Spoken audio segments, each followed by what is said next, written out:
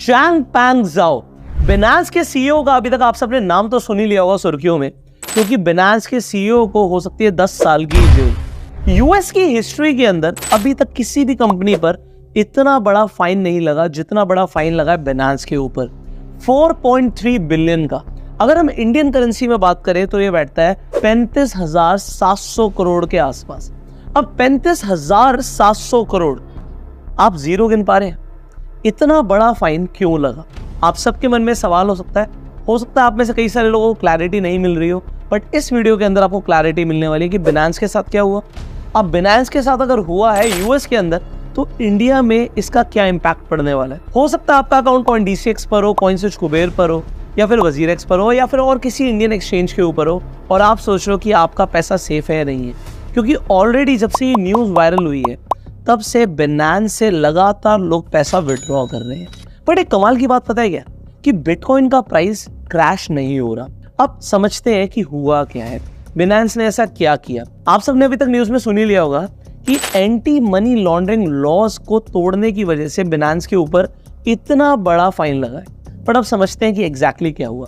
Binance शुरू होती है सन 2017 के अंदर चाइना से, बट कमाल की बात पता है क्या थी, सितंबर 2017 के अंदर चाइना की ही गवर्नमेंट क्रिप्टो करेंसी ट्रेडिंग के ऊपर बैन लगा देती, तो पूरे चाइना के अंदर क्रिप्टो करेंसीज में ट्रेड नहीं हो सकता, कोई ट्रांजैक्शंस नहीं हो सकता। अब इन्हें भागना पड़ता है चाइना से, ये जाते हैं जापान, और जापान में भी वहाँ पर बोलते हैं कि भाई आपके पास लाइसेंस नहीं, तो ये आ जाते हैं यूएस। अब यूएस में आने के बाद इन पे स्टार्टिंग में तो कोई ऐसी इन्वेस्टिगेशन नहीं होती, कोई इनको रोक टोक नहीं होती, तो ये अपनी मर्जी से कुछ भी कर रहे होते हैं इन द सेंस कि विदाउट KYC ये लोगों को अपने साथ रजिस्टर कर रहे होते हैं। अब प्रॉब्लम कहाँ से शुरू होती है, बहुत सारे लोगों ने बिनांस के ऊपर अकाउंट क्रिएट किया। इंडिया के अंदर भी जब जो नए नए एक्सचेंजेस आए थे तब KYC इतना ज़्यादा इंपॉर्टेंट नहीं होता था, बट आजकल तो आप देखते हो कि कोई भी आप एक्सचेंज पर जाते हो आपको KYC कराना मैंडेटरी होता है। अब यहाँ पर सबसे इंपॉर्टेंट, बिनांस ने यूएस के अंदर जब यूएस सिटीजन्स के अकाउंट्स ओपन करे तो वहाँ पर KYC नहीं हुई। अब जब उनका पैसा आ गया तो यहाँ से सबसे बड़ी प्रॉब्लम क्या हुई कि अब उस पैसे को जैसे चाहे वैसे बिनांस के CEO और उनकी टीम ने यूज़ किया। पॉइंट नंबर 2, यूएस के जो सिटीजन्स हैं उन्होंने विदाउट KYC बिनांस पे अकाउंट बना लिया। अब मान लीजिए कि पैसा भेजना है अफगानिस्तान, या फिर भेजना है रशिया, या फिर भेजना है नॉर्थ कोरिया, या फिर भेजना है चाइना। अब यूएस ने सैंक्शंस लगा रखे हैं इन कंट्रीज़ के ऊपर। अब यहाँ से हज़ारों लोगों ने ट्रांजैक्शंस करी हैं, बिनांस पे KYC करी, पैसा यूएस का पहुँच गया अफगानिस्तान में, पहुँच गया नॉर्थ कोरिया में, और यूएस बिल्कुल नहीं चाहता कि उनका पैसा ऐसी कंट्रीज़ में पहुँचे जहाँ पर सैंक्शन लगा हुआ है। अब आप इंपॉर्टेंस समझिए, मान लीजिए आप इंडिया में, अब इंडिया से अगर आप पाकिस्तान पैसा भेजेंगे तो आपके पास क्या क्या तरीके हैं। आप कहोगे यार अगर मैं वेस्टर्न यूनियन से भेजूंगा या किसी लीगल वे से भेजूंगा तो आपकी पूरी आइडेंटिटी इंडियन गवर्नमेंट को पता होगी कि आपने पैसा भेजा है, यहाँ से किसने भेजा, सेंडर कौन है और रिसीवर कौन है, पूरी इन्फॉर्मेशन होगी। अब मान लीजिए आप यही काम आज की डेट में क्रिप्टो करेंसी के थ्रू भी करते हैं, तो आज आपकी KYC हुई है। अगर गवर्नमेंट को शक होगा तो वो आइडेंटिफाई कर सकते हैं, बट अगर किसी इंसान की KYC नहीं हुई तो यही नहीं पता कि वो आदमी कौन है। अब किसी आदमी ने यहाँ से 1 करोड़ रुपया पाकिस्तान भेजा, तो हो सकता है वो किसी टेररिस्ट को पैसा भेज रहा हो। तो यूएस को ऐसी हजारों सस्पिशियस एक्टिविटीज दिखी होंगी बिनांस के ऊपर कि भाई पैसा जा रहा है। तो पिछले 3 साल से यूएस के अंदर है SEC। SEC क्या है? यूएस की securities and exchange commission.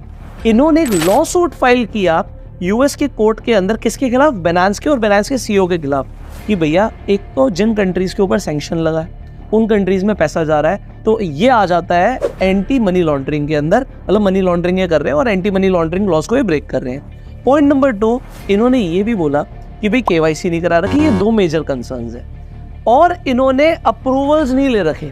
Treasury से अप्रूवल लेना होता है, गवर्नमेंट के कई सारे अप्रूवल्स होते हैं, कोई अप्रूवल्स नहीं है इनके पास। अब आप बोलेंगे भाई क्रिप्टो करेंसी तो डिसेंट्रलाइज्ड होता है, बट ये एज अ कंपनी काम कर रहे हैं। भैया 3 लाख करोड़ की कंपनी बना दी गई है बिनांस, आपके, हमारे और यूएस के, इनफैक्ट ग्लोबली बहुत सारे सिटीजन्स के पैसे से। अब ये पैसा आपको और हमारा सिक्योर्ड है या नहीं है, कहीं ना कहीं ये डाउट आपको भी आ सकता है।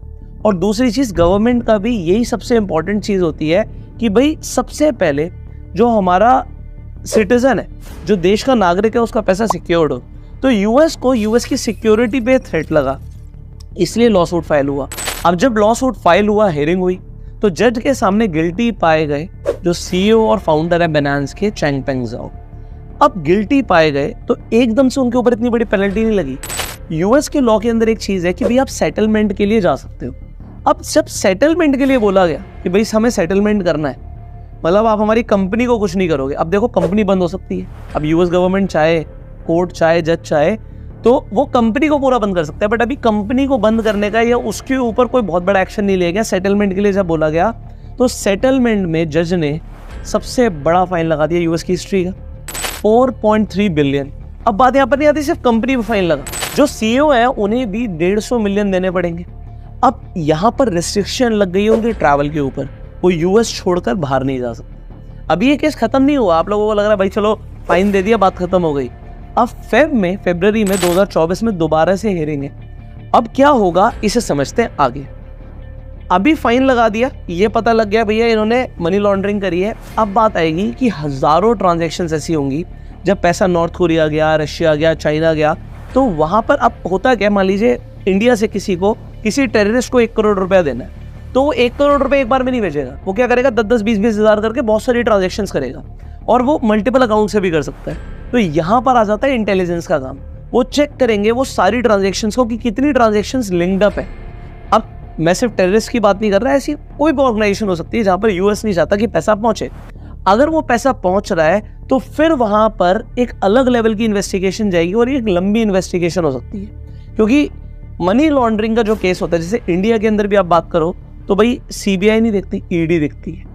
अब ईडी के पास जब केस पहुंचता है तो एक नेक्स्ट लेवल का केस होता है। इसी तरीके से ये यूएस के लिए भी एक बहुत बड़ा केस है। तो अभी तक लोगों को लग रहा है नहीं चलो जी सेटलमेंट हो गई, बात खत्म हो गई।